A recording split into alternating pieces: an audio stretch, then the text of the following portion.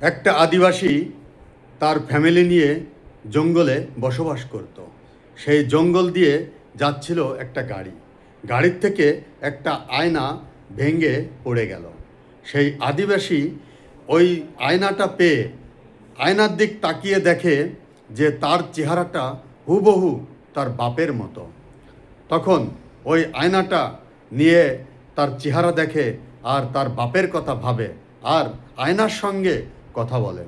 এই জিনিসটা দেখলো তার স্ত্রী। স্ত্রী দেখে কয়েকদিন দেখে ও চিন্তা করলো যে কার সঙ্গে কথা বলে।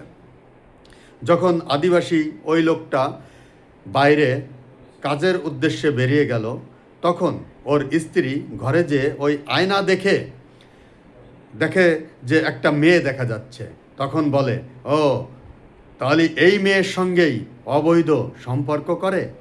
এই আয়না নিয়ে শাশুড়ির কাছে চলে গেল।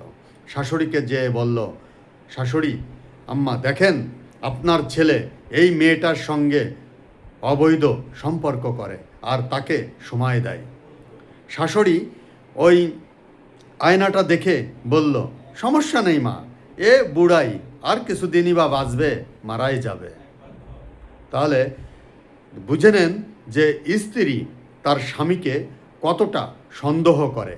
কিছু হলেই এই স্ত্রীগুলা স্বামীদের অযথা সন্দেহ করে সংসারে অশান্তি আনে।